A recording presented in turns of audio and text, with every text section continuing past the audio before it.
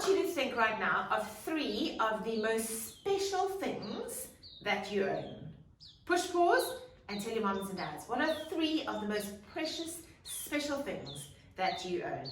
Now, I want you to imagine that while you are away visiting relatives, a tornado comes and whips through Cape Town, slams right into your house, it destroys your house.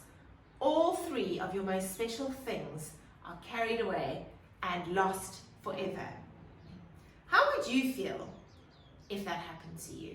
In our story today, we have just learned about a woman who lost 3 of the most special things that she had. She lost her husband and she lost her 2 sons. I want us to just think through the story that we've just read.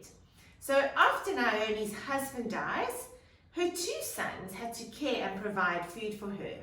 But after they both died, there was no one to care for Naomi. Apart from God, Naomi lost the 3 most important things that she had. Without her husband and 2 sons, she would now be forced to beg in the streets. So that is why, do you remember in the introduction I told you that this family, Naomi and Elimelech, lived in Bethlehem, but they had moved to Moab. Why? That's right, because of the famine. Now, Naomi is sitting in Moab, and she decides that she is going to head back to Israel, where at least she hoped that someone from her town would be able to reach out and care for her, so she didn't have to beg on the streets. Now, she had 2 daughters-in-law, because remember her sons had gotten married, Ruth and Orpah. And they had family that they could go live with in Moab. And so Naomi says to them, go and return to your families. But one of them loved Naomi so much that she said, no, I'm not leaving you.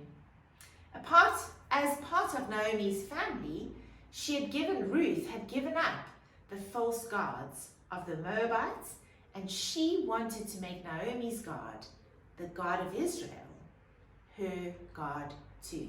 So Ruth didn't want to leave Naomi, but she also didn't want to return to her old way of life now that she had learned about Naomi's God. I want you to press pause and I want you to go and read verse 8 and 9 again, and I want you to tell me, what do we learn about Naomi's faith from these verses? You see, boys and girls, these verses show us that Naomi trusted the Lord to care for Ruth and Orpah, showing that she had a strong faith. Did you see what Ruth did to show that she trusted the Lord? Did you see it? She said that Naomi's God was going to be her God. So boys and girls, back to our story. Often in life, people say that they got lucky when good things happened to them, that they did not plan. So if you and a friend are walking along the road on a very hot day and you find a 10 rand note on the ground, and then you happen to pass a man who's selling ice lollies for 10 rand, you might turn to your friend and say, this is my lucky day.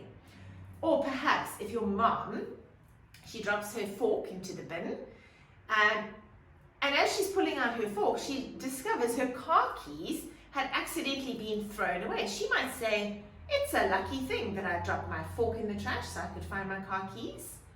But I want you to listen up here. When you understand that God is in control of all things, boys and girls, we realize that there is no such thing as luck. All things happen exactly the way that God planned them. So it is much better for us to thank the Lord for his provision when we are blessed, rather than to say that we got lucky. See, boys and girls, it wasn't luck that allowed Ruth to land up on the field of Boaz, who was a relative of Naomi. It was God who led Ruth there. And it was God who brought Boaz along at the very same time that Ruth was there. You see, these things did not happen by accident, chance, or luck. No, they were planned by God. But did you see how God used Boaz to care for Ruth when Boaz told his men not to chase Ruth away, and also to leave some of the barley in the field for Ruth to find? And then he also gave her lunch to eat. Did you notice that when Naomi heard that Ruth picked the barley from Boaz's field, she didn't say, "Wow, wow, we are so lucky"? Go look in verse 20. No, we're told that Naomi said it was the Lord's kindness that these things happened this way. Boys and girls, I want to end off by focusing your attention on Ruth's faith in God and the God in whom she trusted. She had faith in the God who had promised to Abraham long ago that he would bless people from all nations. And we know that this blessing comes to everyone who puts their faith and trust in him, even if they come from the enemies.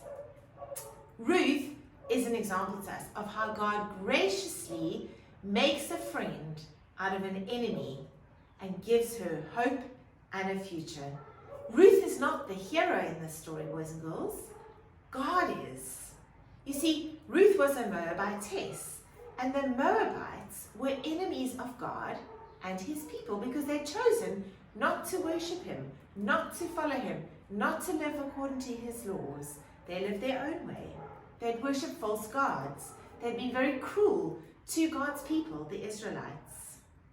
Elimelech should not have gone to Moab, and he should not have allowed his sons to marry women from there.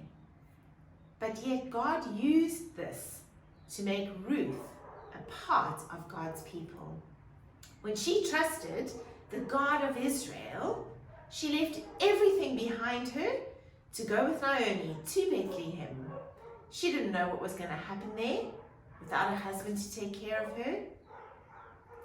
But boys and girls, did you see that God looked after her? God was very kind. He made sure that she and Naomi had enough to eat and that Boaz would protect her. God kept his promise to bless his people and to take care of them.